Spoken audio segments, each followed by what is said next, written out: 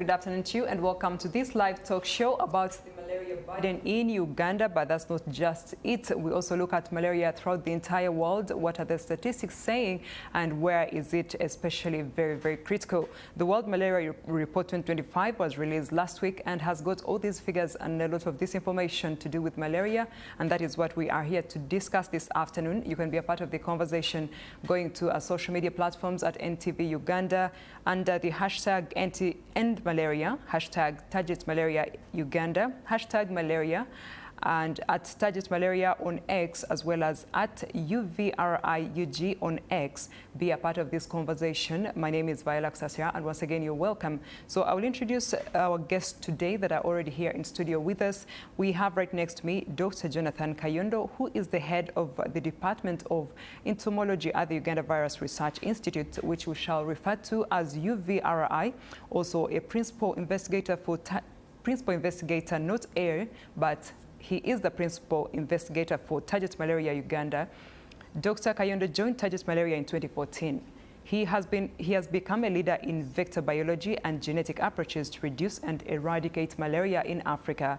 Dr. Kayondo's academic background is focused on biochemistry, chemistry, and molecular genetics.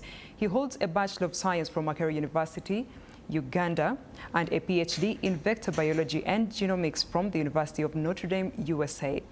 As lead scientist, Dr. Kayondo works to position Uganda Virus Research Institute as a center of knowledge and excellence for cutting-edge science in Uganda. His work entails planning, organizing, coordinating research activities, and building research facilities and teams to be able to contribute to innovative research. He leads both the laboratory and field study teams, overlooks infrastructure upgrades, secures research funding, and supports staff training and mentorship. You're welcome, sir. Thank you, Viola. Yes. Okay, so I was really quick there. I have to introduce Dr. Charles Mugoya, who is Regulatory Affairs Manager for Africa at Target Malaria.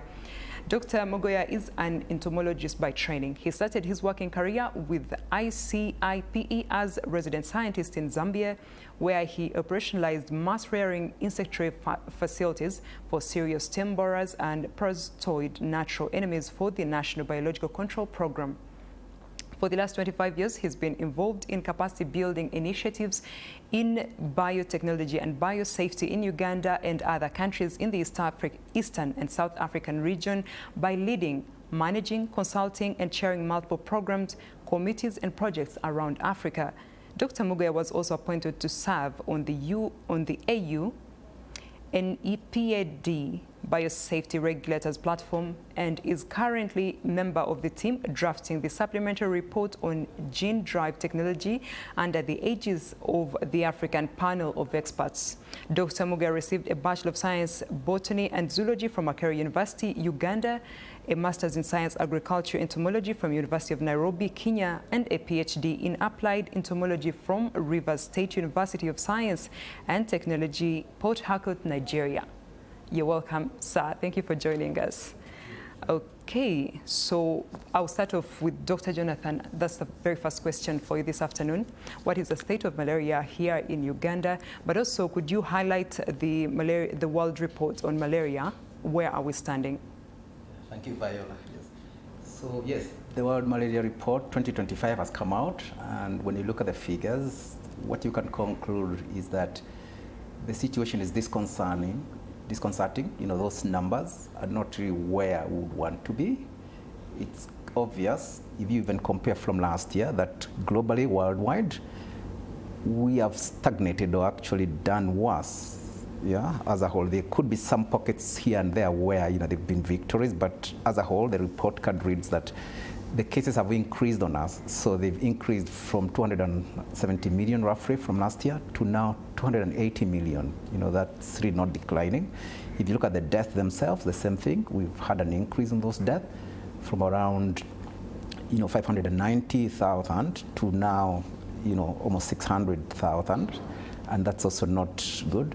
And to maybe put it into perspective, because when I keep saying 280 million, of course that's a big number, but yes, let's imagine what that means. That means that if we are to award a case to everyone, in East Africa, there'll be many people who not even who get more than one case, because the whole population of East Africa is not 280 million. So you can see that's a very big challenge.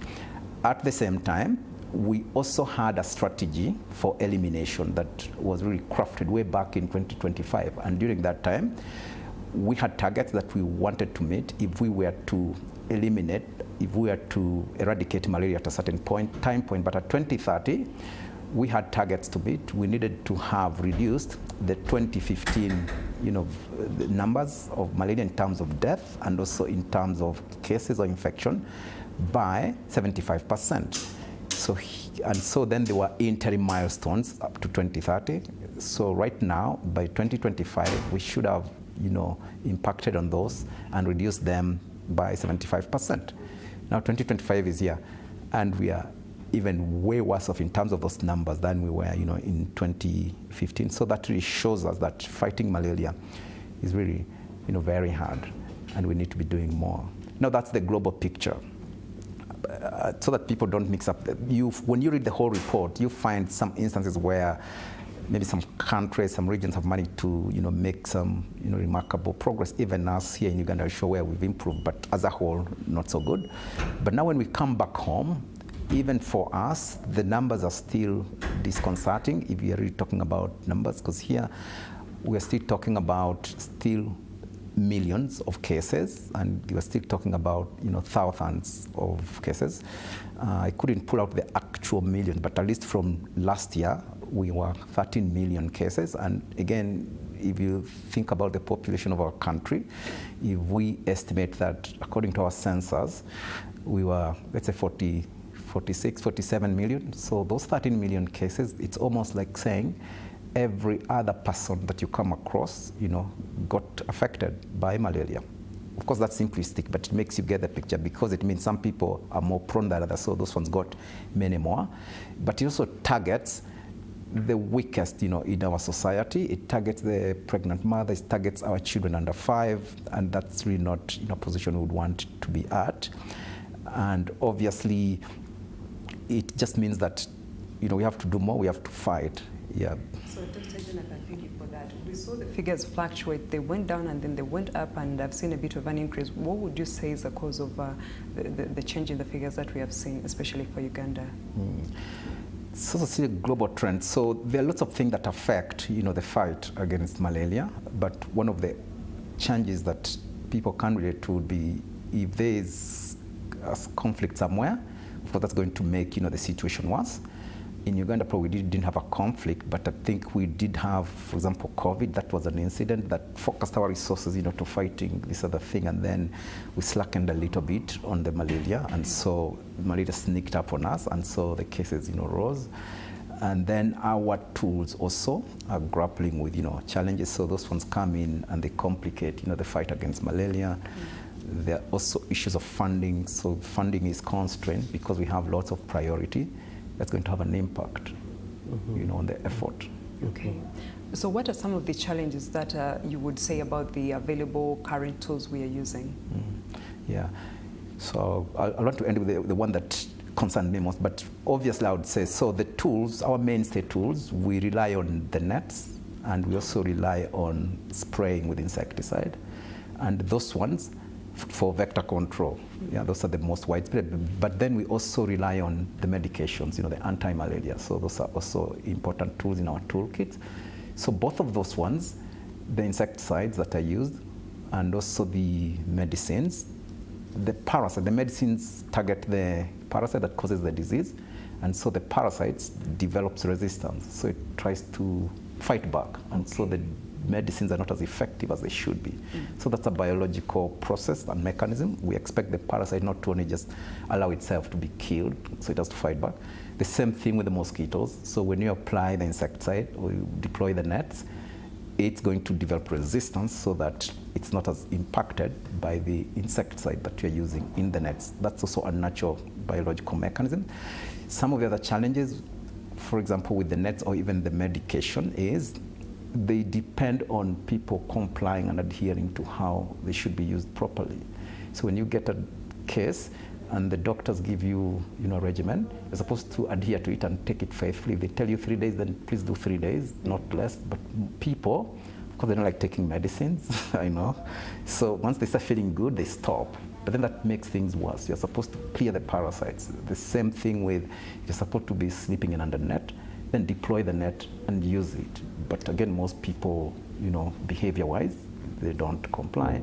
At the same time, the insects themselves, they learn a way of avoiding the net because they know you're going to deploy under net. Then they bite you when you're not in a net because you're not going to be in the net the whole day. I'm actually imagining this scenario in my head of this stubborn mosquito that won't go away and will not die. I'll give Dr. Charles a moment to say hello to our viewers and also to comment on the current situation, his experience with the mosquitoes and how they've actually grown tough skin. Yeah. Yes.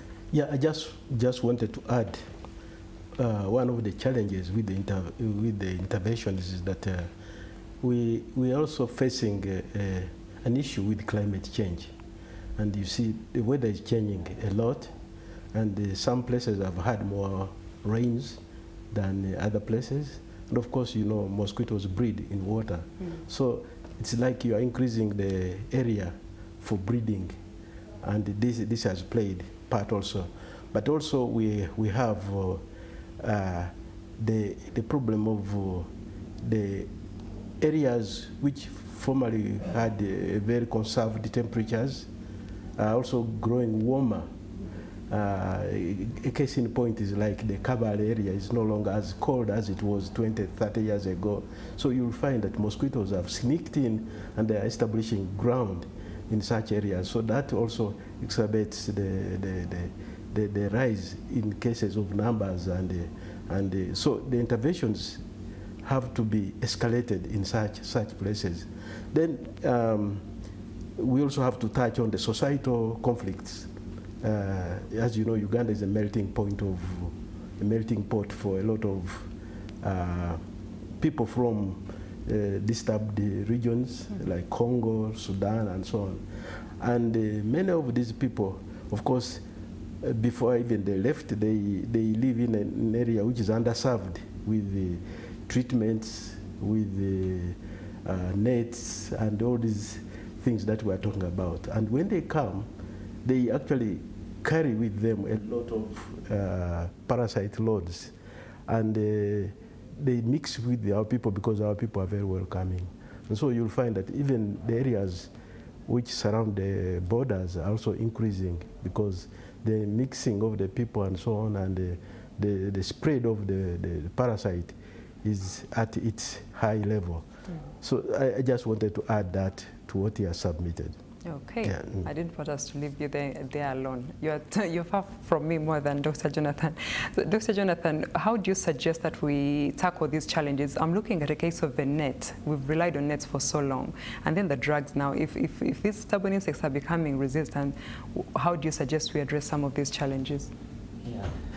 So there are a lot of things that we could do, and then there are also other things that we think could be real game changers. So I'll split my answer into two. So one, things that can improve or make us gain more traction would be to, obviously, we'll need the political will to continue fighting malaria. So we've had it, but we want that to continue. So we would ask that that doesn't slacken, hopefully not in favor of other diseases. Like we saw during COVID, we want the focus to be on malaria and we fight it as aggressively as we can.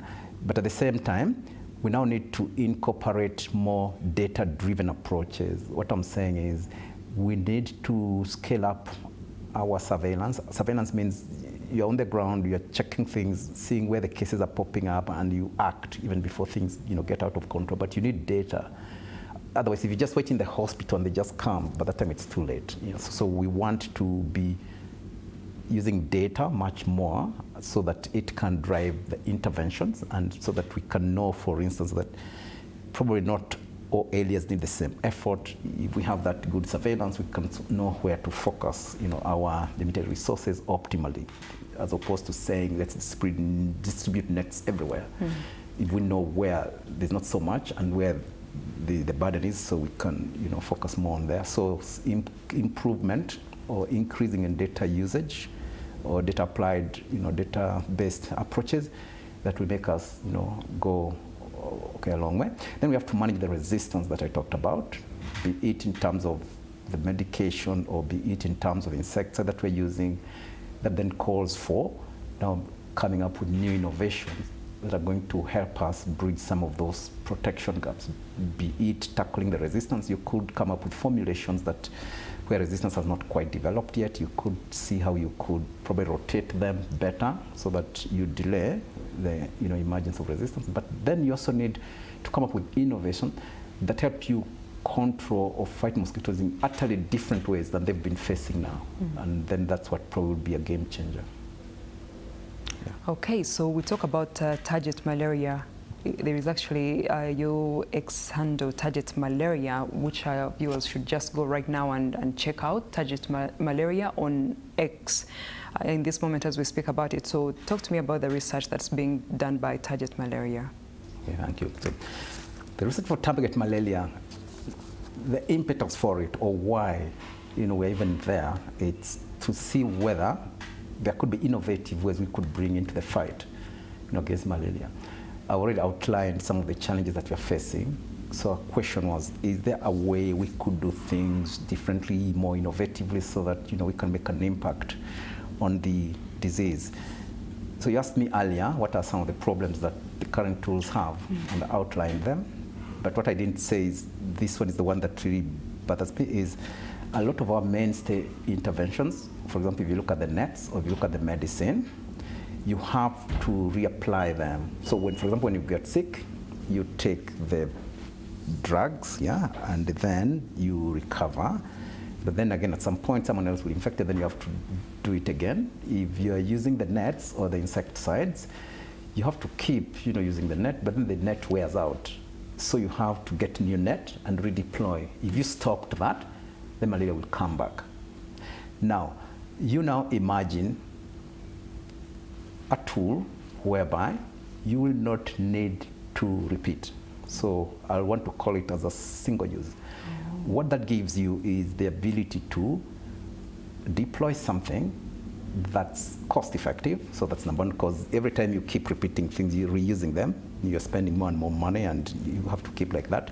But now part of the innovation is, could we have a tool that could try to overcome some of those limitations, the current tools? I said that the current tools depend on people adhering, people taking the medications on time, people sleeping under the net, and if they don't do that, malaria comes back.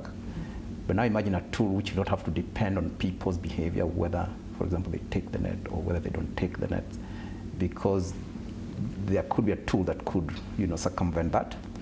And my colleague here talked about conflict, underserved, maybe because of the situation people are in, the delivery of services is just not possible. Even in Uganda, we have areas that are really far, they are remote, and just taking their logistics is just hard. So they end up being underserved because of those challenges. Now imagine a tool that does not rely so much on very good logistics or on people being able to, to transport those things. So this is where now Target Malaria comes in. So we have an idea that we could fight malaria or the vectors that transmit malaria in novel ways, and we can use genetic approaches to fight them. So we apply genetics to reduce the ability of the mosquitoes to reproduce, so essentially reduce their numbers. And we know reproduction, like other traits, are genetically based, meaning that there's something in the mosquitoes that, for example, makes a female mosquito very fertile or things like that. So if we could target that and say we deactivate those genes and then they're not producing as many eggs, then that means, in theory, you could reduce the numbers. And if you kept doing that, you reach a point where there's not enough of them to do the transmission, and then you curb the transmission. I was actually thinking about it the whole time we're speaking. I went ahead of you. I was thinking, what if we actually get a way to get rid of these stubborn, mosquitoes? So Dr. Charles, any comment on that? How we can actually completely get rid of mosquitoes once and for all?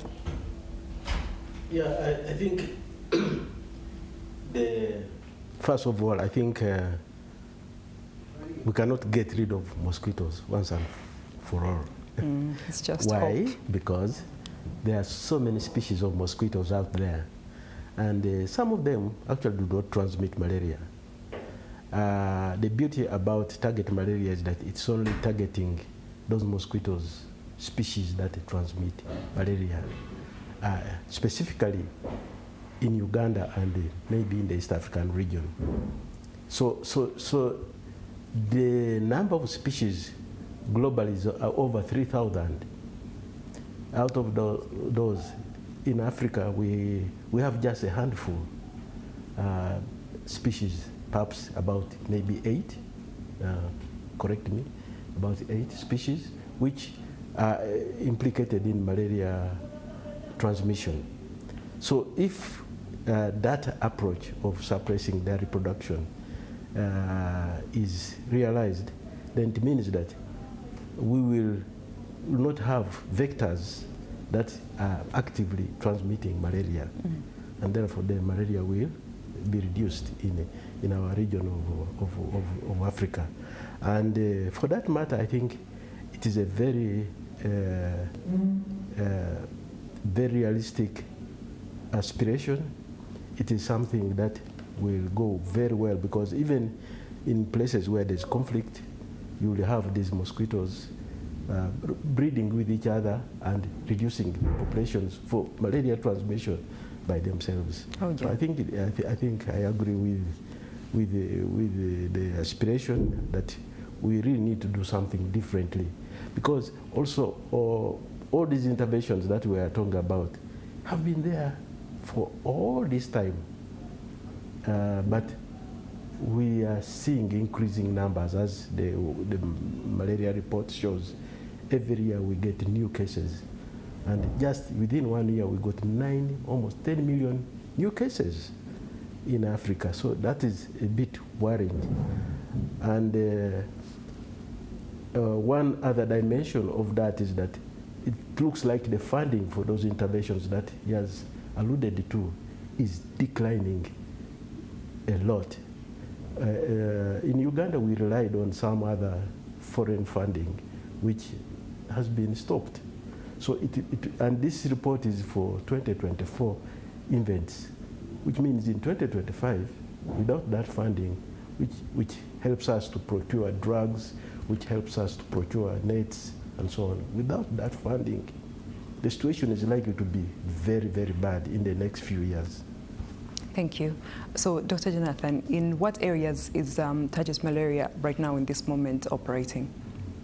Okay, so if you allow me, maybe I can just paint more a little bit on the Target Malaria. So I just talked about the vision that we have and how it could come in, but maybe I could say that, so Target Malaria, of course, it now brings back the aspiration of now entertaining even elimination, because with only what we have, it may be a hard road or long road to elimination, but we shouldn't be accepting this malaria. We should be doing everything that we can to eliminate the disease. And so with this southern, I'll call it a new push. If the tool is developed and it works, then it will give us this new push that we can bring to the fight and bring back, probably elimination on the table again. And it doesn't look so much far-fetched, so that's what it doesn't. But the Target Malaria, I talked about I'm the principal investigator for Target Malaria Uganda, but we are a network of researchers. We have different teams. They're based in different countries, and together they're all bringing their expertise to this big fight for developing a novel tool for malaria transmission. And I talked at a high level that we want to develop a genetic tool that can lead to suppression of the numbers of mosquitoes. And we have a strategy that we are pursuing towards that. So one way is to skew the sex ratios. So usually, ordinarily, a mosquito, when it breeds, the offsprings are both male and female, just like people.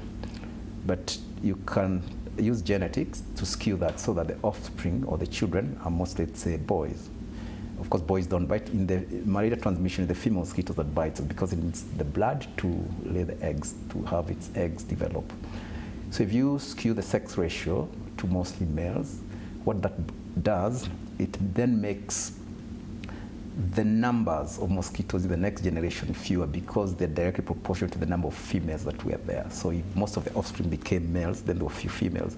So if that continues, that's how you reach a time when you reduce the numbers. But you can also target genes that have to do with fertility, and you just go for them, target them, and the same effect is achieved. So the way, of course, we develop that is we go in phases. So the development has phases, and maybe what I also didn't talk about is then what makes it efficient in terms of controlling is that it uses a trait called gene drive. So that's a natural mechanism, but we harness for our work. So what that does is that it disproportionately spreads the trait that you're bringing in to the offspring, so that most of them are carrying it and they're all producing males because they inherited that, and so the numbers fall. So with the gene drive, we have a pathway for development where we start with, of course, strains that are modified, but they don't have the drive, but they have an impact, either biasing the sex ratios that I talked about or affecting female fertility genes, deactivating them, but without the gene drive. And then we evaluate those, we see whether they're functioning as intended in the lab, and then afterwards, when we're happy, then we go to the next stage of evaluation in the field, because it has to demonstrate that it works also in the field. So in terms of our strategy, at the moment, we don't have a gene drive mosquito yet, and we really haven't gone to the field, to release those ones, but we are at the lab stage where we're working in the lab. We are happy with the strains, it's behaving the way we expect it to behave, and we're just characterizing it, making sure everything we intended it to be, it is, and that takes time. But while that's happening, we are also understanding better the dynamics of the mosquitoes that we're going to fight out there. So we have teams that are doing field work, collecting in different study sites. Those study sites are located in the islands. That's the study area that we are focusing on now, and trying to understand what are the species there, the dynamics, how do they change one season to another, it's the seasonality, and so forth, because we need to have that baseline so that we can really better target, our effort. So, and then at the same time, of course, we have the lab team that I said working in the lab, and the lab is based in Entebbe. So in terms of areas where we are currently now mostly active, you'll see us in Entebbe at the UVRI campus, very busy. And then depending on where you're at, you may see at some of the island sites in Lake Victoria, where we have our teams busy collecting, our wild-type mosquitoes and trying to understand the season, the climate, the breeding behavior, mating behavior out there, etc. Yes, so some of those sites at Kalangala, Sazi, whatever. So yeah, that's where we are at. Okay, very complex work indeed, and yes. So that takes me to the next question, which is regulation. So who gets to regulate this kind of complex research he's talking about, Dr. Charles? Okay, thank you very much, Viola. What Jonathan has been talking about is research, and research operates under regulation, so that the scope of whatever you are investigating is confined within the laws of the land. So fortunately in Uganda we have very comprehensive regime of laws that support research. As you know, from our historical perspective, Uganda was actually the center for learning from the colonial days. And so a legacy of regulatory dispensation was introduced then. In fact, we used to have a lot of people converging in Makerere to learn. So Uganda has a very capable history and the tradition of setting the stage for research.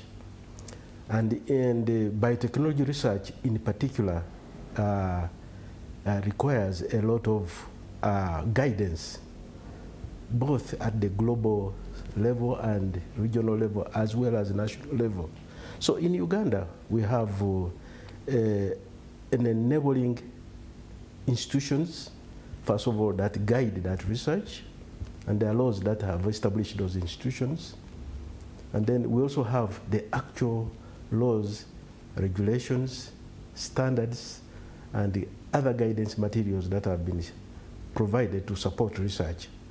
So the type of research that is, Jonathan talked about, genetic biocontrol of mosquitoes, is based on research that is stipulated under the Uganda National Council for Science and Technology Act of 1990 in particular. So that act guides research both at the laboratory level and in containment and confinement spaces. So then we have the National Environmental Management Authority that has also established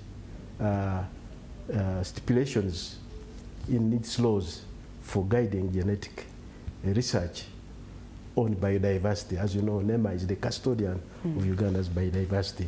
So, and then they have also made the laws that govern investigations into impacts, socioeconomic and environmental impacts.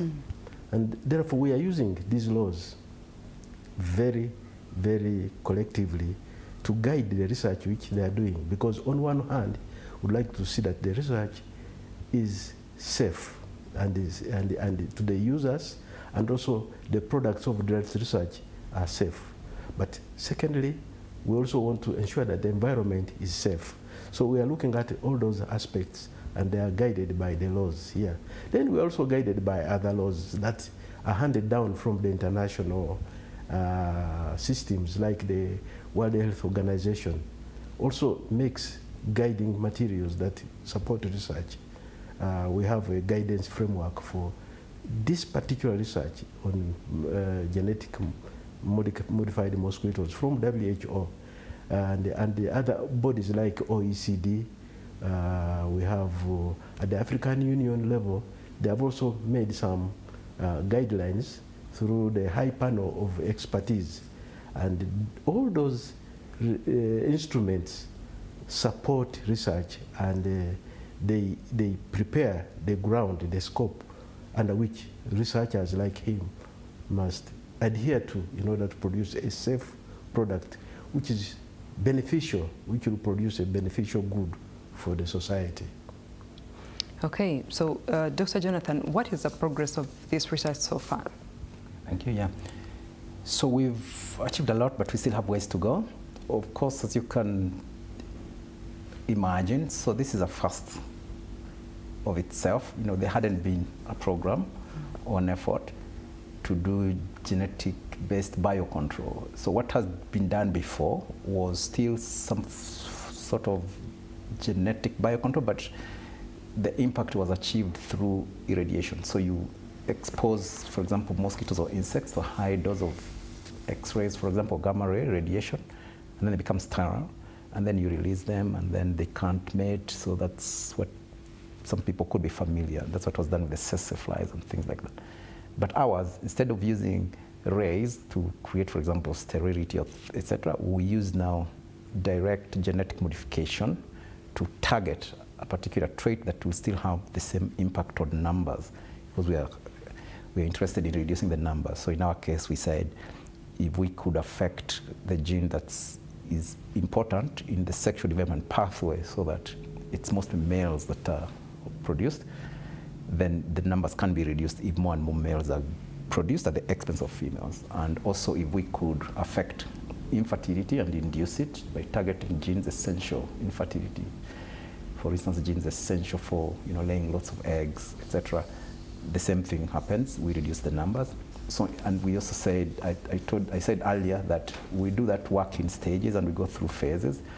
So the first phase was to establish the capacity to do that, both in terms of the research infrastructure, but then also the human skill sets that was needed. So we took quite a number of years establishing that, and also the biosafety groundwork that he talked about, because the research has to be done according to certain stipulations and guidelines, and their containment levels which you have to operate under, and those are made possible by both the physical infrastructure that you put up, but then also the practices and the started operating procedures that people and how the records are kept. It's lots of things that it requires, training and making sure that, the teams can do it. So I'd say we did all that up to 2023, and we were happy and were deemed ready to go. Then we took on now the current phase which we're at, whereby we're working under the laboratory and we're evaluating one of our strains. It's not yet the gene drive strain, but it's modified, biases the sex ratios, and we're checking, just making sure that what we had assumed turned out to be that the modification is really specific.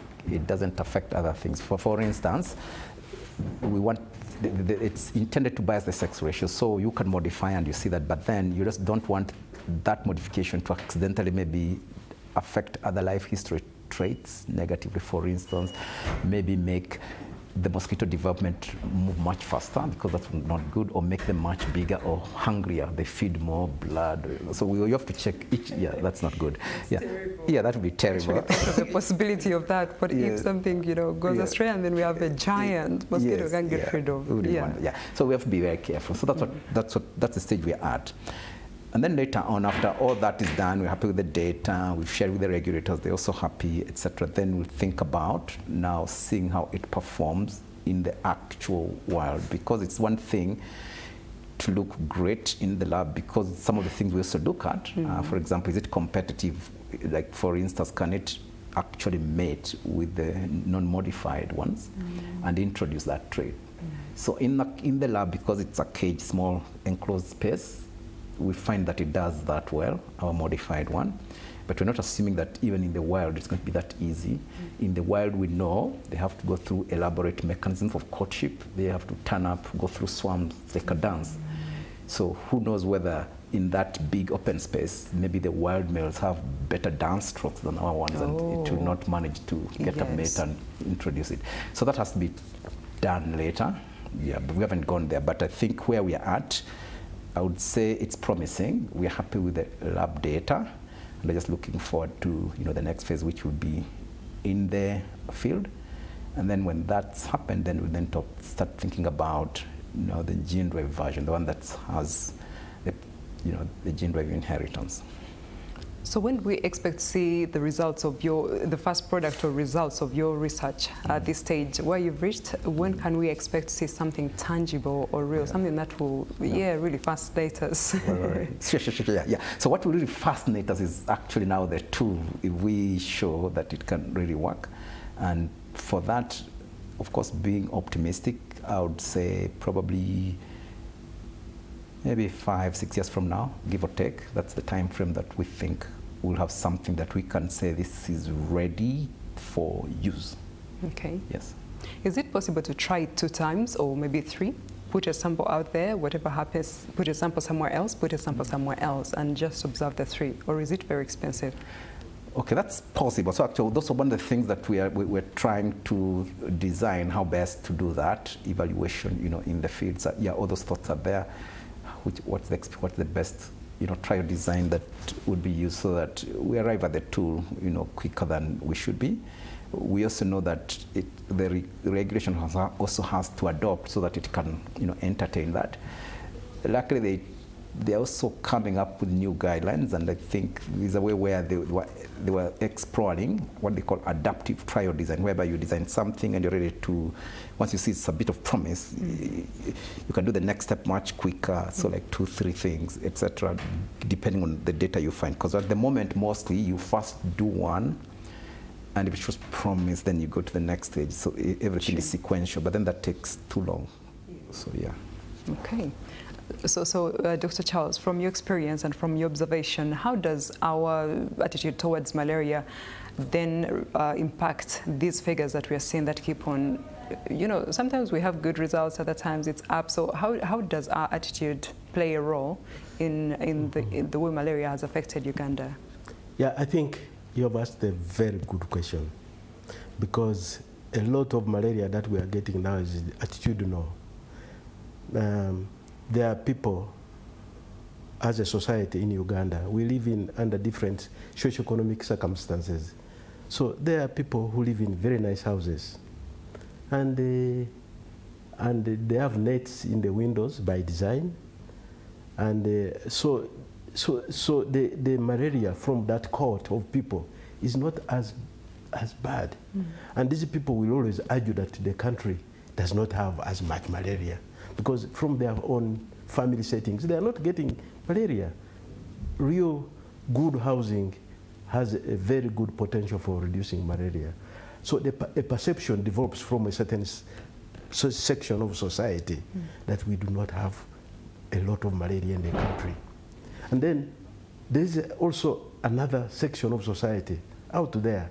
They don't have good housing, they are crowded, and they stay out most of the time, hustling, business in the evening, as you know, 24-hour economy, and they are beaten, and they have malaria every day in their households. So this dichotomy is very difficult to reconcile. And then there's also a group of people who believe you can treat malaria and get better. But there are also those who cannot afford the treatment of malaria. And it affects the perception and the public policy budgeting process. So I've just mentioned those two, but there are so many other perceptions out there that we all need to sit together as a country and ask ourselves, what if we had a tool out there where you don't have to do anything? You don't have to buy nets, although nets protect, but you also don't have to get sick every time. And there's something that I wanted to mention about the effects of malaria. When malaria is in the household, everybody suffers because the household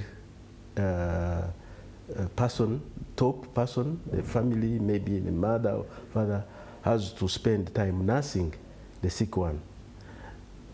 Then they also have to spend a lot of cash to treat the sick person.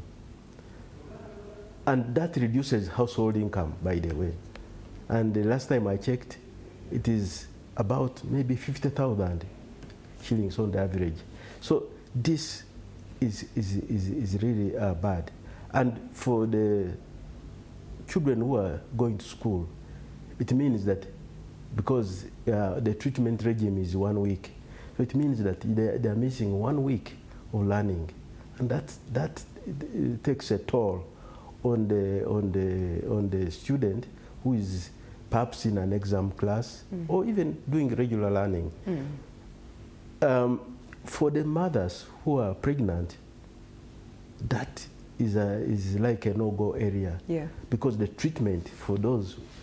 So the perceptions for all these different aspects are so varied that sometimes we have taken malaria as our disease which we are managing quietly, but we are actually not managing it. And let us say the emperor is naked. Malaria is really, really destroying our capacity as Ugandans to make progress. Yeah, thank you. I will actually ask Dr. Jonathan for his thoughts on that as well. Our perspective, I believe, really, really matters so much, how we look at malaria and how we end up increasing figures from how we look at it, how we approach it. But also, Dr. Jonathan, have you involved any stakeholders in any of your research activities? Yes, that's the attitude, because that's also central to and it really keeps me awake all the night. There's a way we seem to agree or accept the status quo, and that, you know, it's okay for a few people as long as, you know, they're not millions to die from malaria, or as long as we don't know them. I think that doesn't keep us bothered. But I want to say, if you look at that World Malaria Report, you would see that 95% of the burden is with us in Africa. So the other people, yes, it's global, but for them, just the 5%. And the way they respond, even at that 5%, there's a stark difference between them and us. If I can give an example, when Zika went to the US, the reaction, and it's not like thousands died, but just that it's introduced, it's killing, even just one person. You know, they threw everything they could to fight it. And us, there's a way we take it, see if it's either it's fate, that's how things are supposed to be. So I think our attitude should change. We should aspire to have actually 0 cases, which means elimination. And even if just one person died, we should say that's one too many. We need to do more so that we get there. Now for stakeholder engagement, yes, our research is anchored on 3, I'll say, pillars. So one of them is the sound science. We've been talking about the science and things like that, but then the other one is the regulation, which he described. And the third pillar is now the stakeholder engagement, because yes, the tools can be developed, but people have to, of course, get buy-in if it's be used. So it's always been important, even from day one, that we have stakeholder engagement. However, because of the phased approach that we're doing, the intensity and who you're engaging depends on the stage that you're at. At the stage when you're building infrastructure, setting up the foundation for biosafety, you don't have much to show except buildings and people training. You can't go shouting on NTV that, hey, you guys come here. I can imagine. Right, it's quite difficult. Yeah, it's difficult. You won't take us to your lab, but show it's construction building, that's dry. But as we go through the phases, and as we spread out, get into more contact with the people and our research, also the stakeholder engagement is also, enhanced and escalated. So right now I said in the field work which we are doing to just get baseline, it's still not GM mosquito we are dealing with in the field, but just understanding the local dynamics of the mosquito that transmit the disease, because you have to understand your enemy if you're going to fight them before you show up. So for there, we are in Mukono, because some of the islands are there. We are in Wakiso, and we are also in Kalangala. So we are engaged intensively. We have dedicated teams that have engaged the leadership, have engaged the village where we do the work from, have engaged broadly there. But at the same time, we also engaged at the national level. We've engaged particular groups of parliamentarians, probably who are into the fight against malaria. We've engaged many. But obviously, there's still more engagement that needs to be done as the project advances, and ultimately, the whole country will have to be engaged, depending on where you're at. But it's part of our research strategy to engage strategically, but at the same time also broadly, but commensurate to the phase that we are at. Okay, so how free or how restrictive are these regulations? And this would be for both of you to comment on. How easy are the how is it easy for you to work within the regulations, but also a regulator? How free are these regulations to allow our researchers do the best they can for our country? Well, the regulations are pro-people, and therefore the researchers find that they are not contravening or they are not doing anything that may evoke some sentiments that are negative to society. So even as he mentioned, when the research instruments are being drawn, the concept notes, there's also consultation to find the right questions that we need to ask. And therefore, the regulations just guide on the scope of what needs to be done. And therefore, I find the regulations are actually more friendly to the research, because they give confidence that if you do your research under these conditions, you'll get the best results. And Dr. Jonathan, how free are you to work within these regulations he's talking about? Or how restricted do you feel? Okay, I'm going to put on two different hats. So let me put hat of researcher. Under the research framework and everything, I think, like he said, it's quite good and they're quite prescribed and you kind of know what to do. Of course, they have turnaround time when you submit something. Of course, they have to wait. They tell you 3 months, but you understand why, because they have to look at it, scrutinize, and that's good for everybody. So that when you just have to plan that into your timeline, and I think things will be okay. Of course, from the point of view of someone who wants the product very quickly, that could look like as if it's causing delays, unnecessary delays, but it's an important step that really needs to be done. So that's probably not an issue. However, on the other side, it's at the end of the research when we talk about, let's say, commercialization, to use the tool now. That's why I don't see it very clear under what framework that will happen. So I think more work needs to be done there to make it possible. Yes. Yeah, okay. That our very good product, when we get it finally, it will be able to benefit our people immediately. But there's still time, so I think that can be worked out. but it's work that's still in progress, that at some point it will become urgent if it's not there. Yeah, because under research the guidelines are clear, but when it comes to policy now for how to use, for example, those kind of tools, then that's where it's a bit not clear, what it will be. But also, remember I said some of the advantages of this technology. Now I'm talking about the version that will be having the gene drive, in that they spread this trait, and as it spreads, you control the numbers. So at some point you can see aspects of transboundary, whereby the modified mosquito, let's say, crosses borders, of course, to reduce the numbers there. But if there's not a framework to accommodate that, then probably that's not good. How are you reading my mind? I was actually going to ask whether there is a possibility for international collaboration, because these are insects you can't control. They will cross the border. They will, perhaps they will get strong and come back when they're no longer modified. So how have you looked at that? What have you prepared for that? Yes. Maybe I can answer that, because that regulation. As you know, insects, as you have rightly put, they don't have a passport.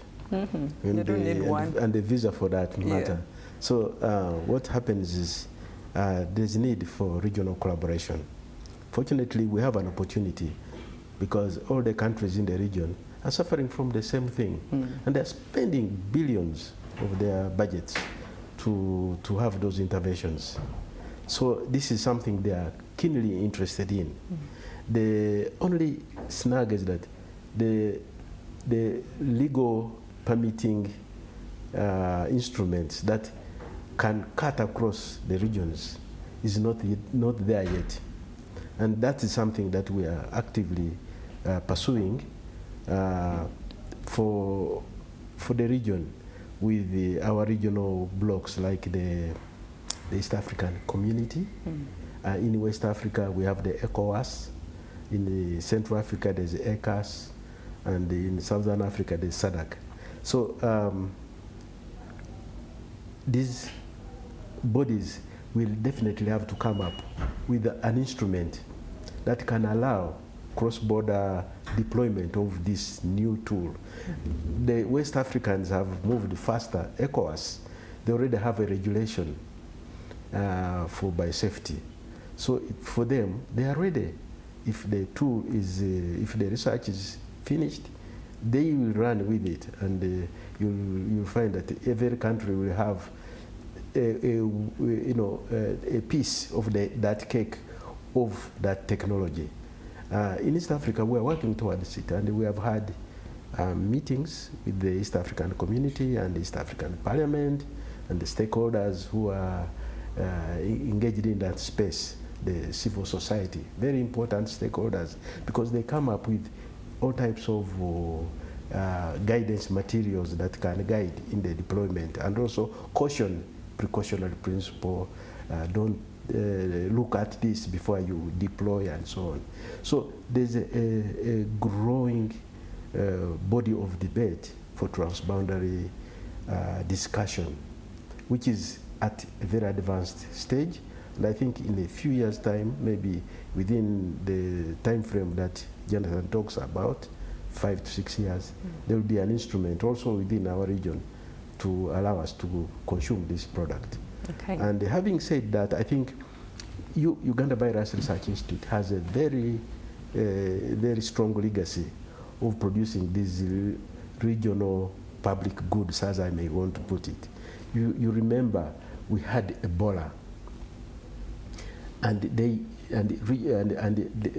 UVRI came up with a lot of strategies that helped to stabilize the region against Ebola.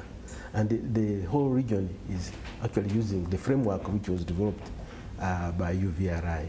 Then we had the Marburg fever. Again, it popped up, and the UVRI came out again with a solution. We have had the HIV was first investigated in UVRI, and UVRI again came up with a framework which was not only adopted in Uganda but in the whole of Africa. So this history is going to continue, and now it is taking a lead in genetically modified mosquitoes, and I believe the same flow of adoption will happen at regional level. Thank you. Thank you for that. So you need to follow UVRI Uganda on X and keep the conversation going about how we can end malaria in Uganda as we talk to UVRI officials here, talking to us about the progress in coming up with a lasting solution for malaria. So before we can actually leave, Dr. Jonathan, you said something important earlier about how we look at our drugs, our medication for malaria. So someone takes the drugs 1-2 days, they feel better, they move on, which I think would have been a part of the reason as to why malaria is actually really has a grip on our neck, even though it seems to be something we can live with, work with. He said it's something we've accepted, like, it was you. Yes. So please tell us about how much we need to respect malaria, and when it comes to medication, whether you feel better on day one or not, what should we do? Yes, obviously, yeah. So the unintended consequences of not completing your dose is you then give the parasite, you expose it to some half dose, and then a full dose would have killed them, but half dose, you give them a chance to develop the resistance. What that means is down the road, the same drug that was effective now will not be working. Then you'll need to be prescribed another one. But then in the toolkit for the anti-malaria, they're also not endless. At some point you run out, and then become more and more expensive, because treating drug resistance, parasite, it's not easy. Right now, our mainstay is, ACTs, artemisinin-based, therapies, but they're already in some places where they've seen data that there's partial resistance to that. Now that's worrying, because it's just a matter of time before there's full-blown resistance, and then we have, problem, on our hands. Yeah, so it's really good to adhere. It's this also the other bad behavior I didn't mention was to self-prescribe. You just go to the pharmacy and say, just give me this. Yeah. Yeah, that's also not good. You just make it worse. I'm going to bring that up as well. Yes. People who treat their malaria with Panadol and just keep moving. Things like that. Yes, yeah. So if we are to be serious toward the fight, and we are all concerted and we're all part of the fight, and everyone has a role to play, whether an official, whether a researcher, whether a community leader, if we'll take it as seriously as it should be, I think we can make an impact. Then it will be clear to all of us, of course through sensitization, but then also just seeing that if we did things right, of course it will be a little bit uncomfortable at the beginning, but the reward later will be good, because we'll have gotten rid of malaria. So you bear the tablet maybe 2 more days and just get the things cleared, because that will help other people down the road, instead of focusing on yourself and saying, for me it's uncomfortable, I'm feeling better, so stop. On one of our episodes for our health show here at NTV, we talked to a doctor talking to us about malaria and how bad it is, but we don't seem to see it. I still want to understand why there is a gap between how dangerous malaria is. The figures are high up there. It's one of the lead killers in this country, but still it's something. I have seen several campaigns saying, oh, fight malaria, end malaria, do this. Why is it so difficult for us to take it in? Let me volunteer. Yeah, you can volunteer that. Out. Yeah. If you look at our community in Uganda, thanks to the NRM government, they have made a lot of socio-economic progress. So you'll find that there's a lot of, the economy has grown, and the growth of that economy serves a certain section of the population. So we have a certain big population which is actually well off, and they don't get as much malaria. But if you go to the hospitals, they also, they don't go to the usual hospitals that we go to. They go to specialized hospitals. So they are treated very well. They also feed very well, because there's immunity playing a role in whether or not you also get malaria. So people who are feeding well, like yourself, you may not feel malaria as it comes. You may not feel malaria. We've really run out of time, Dr. Charles. Sorry to cut you short, but thank you very much, gentlemen. That is Dr. Charles, this is Dr. Jonathan. It's been very good talking about malaria and how to get rid of it from Uganda. So go follow Target Malaria on X, as well as UVRI UG on X, to find out more about research being done about malaria. Thank you very much for having joined us for this live talk show. I'm Viola Xasia. Have a good evening.